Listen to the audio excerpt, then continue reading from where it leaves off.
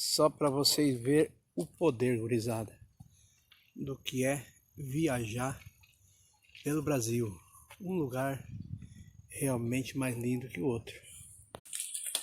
Bom, gurizada, só para mostrar para vocês, eu estou em Tupandi. Tá bom, gente? Olha aqui, ó. Então é o primeiro rango hoje, né? No Guri. Olha aí como é que tá o trem. E o trem aqui tá chique. Deixa eu desligar aqui. Olha aí. Aqui, ó. Aqui está o banheiro e a nossa dispensa, né, gurizada? Olha lá. Eu vou mostrar para vocês a vista que eu tenho de Tupandi, onde eu estou iniciando mais no trabalho. Vamos aqui pela minha janela bem discreta. Então essa é a imagem que eu tenho. Aqui da porta do Guri eu tenho toda essa paisagem também. Olha que chique. Como é que é o trem aqui, gurizada? Por isso que é bom viajar de trailer, né? Você está aqui hoje, está lá amanhã e assim você não para em lugar algum. Bom, gurizada, eu vou mostrar para vocês como é que tá o trem, tá bom? Então eu vou dar algumas explicações da característica dessa obra aqui em Tupandi. Então aqui nós temos uma janela, certo? O que eu vou fazer? Eu vou fechar essa janela. Olha aqui, ó, vou fechar essa janela aqui e vou abrir aqui, ó, na parte de baixo, a boca de uma lareira. Lembrando que a lareira não pode ter mais de 50 de altura, livre. A largura aqui, ó, tanto faz. Essa aqui eu vou fazer 50 por 90, até o tijolinho ali. Então, como é que vai ser feito esse trem? Lembrando, gurizada, que não foi eu que fiz essa obra, tá? Essa obra ela já foi feita por outro pedreiro. Agora, eu vou ter que fazer o padrão do cara aqui, ó. Você está vendo as juntas? Elas são desproporcionais. Pedaços de tijolo, enfim. Daquele jeito, né? Eu não trabalho assim, tá bom, gurizada? Meu trabalho, vocês sabem que é bem diferenciado. Só que eu não posso agora diferenciar desse aqui. Eu tenho que levar igual, tá bom? Olha aí, ó. Porque se eu levar diferente no estilo do Marca do Sul, vai ficar feio. Vai ficar o meu trabalho desproporcional daquele. Tá certo? Então, eu vou ter que fechar esse vão aqui igual ali. Como o cara fez para dar aquele look. Aqui, ó, na frente, eu vou fazer uma gola. Lembrando que o corpo dessa lareira é pelo lado de fora. E nós temos aqui um assoalho de madeira. Então, tem gente que me pergunta se dá para botar uma lareira em cima de um assoalho de madeira. Não dá, gurizada. Quando é nesse caso, tem que se abrir o vão dela e fazer um concreto. Uma base lá de baixo, bem firme. Não se coloca nada. Eu vou colocar uma gola porque é pouquinha coisa. Só um carrinho de tijolo para fazer aquele look especial ali, fazer uma bancada em cima. Então é só um tijolo em cima do outro. Eu ainda vou botar ferro ali, ó. Mas se eu tivesse que fazer o corpo da lareira para dentro, não daria, tá bom? Nem que o seu soalho seja um soalho reforçado, com bastante travamento, não dá para fazer. Então aqui o corpo dessa lareira vai ser por trás, tá bom? Vou mostrar para vocês agora. O corpo vai ser aqui, ó. Eu vou fazer a fundação, vou achar o firme, vou meter essas pedras grezas atravessadas e ela vai subir ali, ó, ali em cima, ó, no telhado. Daqui para cima até a ponta lá em cima, o nosso amigo vai fazer com aluzinco, cano de 30 redondo com uma coifa pegando no cano que eu vou levar de material até ali, ó, de alvenaria. Entendeu? Vou cortar aqui essa folha. Aqui depois ele vai ter que fazer um colarinho também. Então essa é a minha função. Fazer nesse estilo aqui, ó. A lareira dele com o corpo para fora. Você observa a parede dos pedreiros que eles fizeram, que são um estilo diferenciado do meu. Então, para não ficar aquele trem feio, eu vou ter que fazer igual, né? Eu vou ter que fazer o padrão daquela ali. Tentar imitar, porque na verdade eu não consigo fazer aquele tipo de trabalho. Então é assim que funciona a coisa. E o nosso amigo no futuro ali dentro, ele quer fazer um fogão e uma churrasqueira. Aí eu não vou fazer nesse estilo, vou ter que fazer do estilo do Marca do Sul. Se eu me acertar com ele no futuro. Porque senão fica muito feio, né, gurizada? Só como aqui tá escondido, Então eu vou ter que fechar aqui, ó, que nem a do cara. Tá bom? Então acompanhe a série do Marca do Sul. Lembrando que eu estou em Tupandi. É um nome indígena, tá bom? Fica próximo a Montenegro, no Rio Grande do Sul. 54981502429. Esse é o telefone do Marca do Sul, aquele que realiza o teu sonho. Para todo o Brasil, forte abraço para você.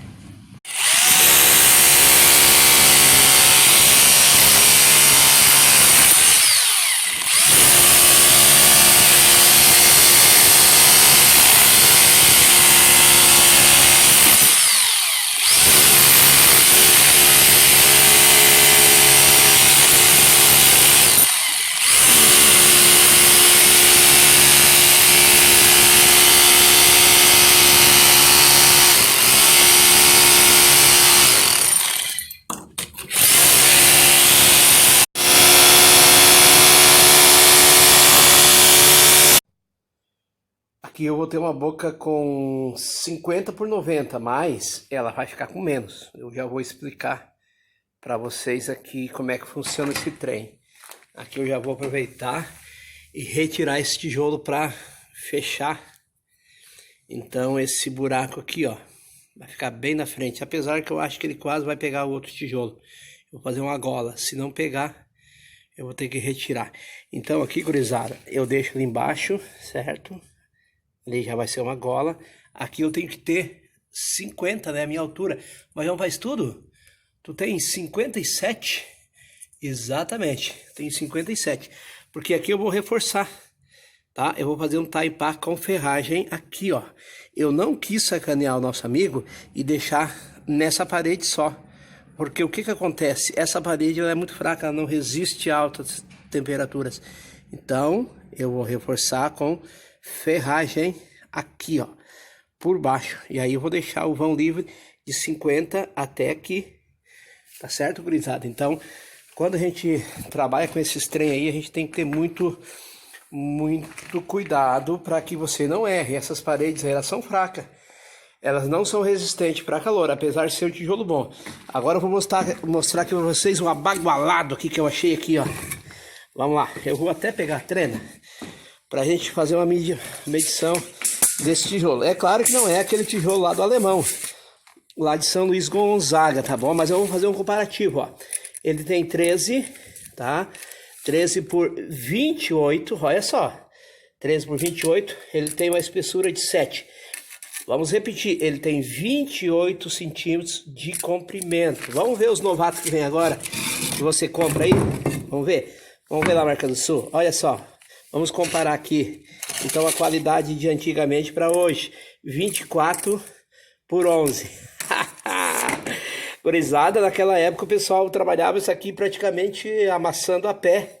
Isso aqui é tijolo que tem o quê? 50 anos, que é um desmanche. Não é aquele tijolo lá de São Luís Gonzaga, nem pensar, nem parecido, tá? Ele é um tijolo bem inferior, muito mesmo.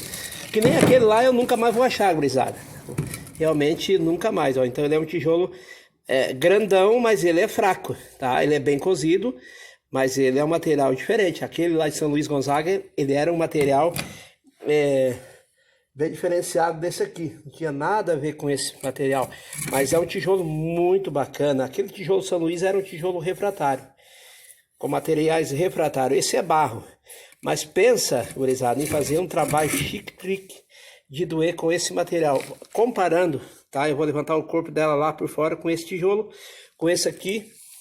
Nós vamos tapar essa janela, porque toda essa obra aqui, ó, ela foi feita com esse tijolo. Então são tijolos de reaproveitamento de obra. E pena, né? Pena a gente não tem um material desse pra gente fazer uns trem bacana aí, uns trem rústico, pra quem gosta do rústico, pra quem curte o rústico. É chique e bacanizado, é diferente daquele ali, que realmente mesmo que você queira fazer um bom trabalho, você não consegue, tá? Porque ele é um tijolo inferior. Hoje, com todo o equipamento que o pessoal tem, todo o maquinário, o pessoal realmente está interessado em ganhar dinheiro, nada mais do que isso.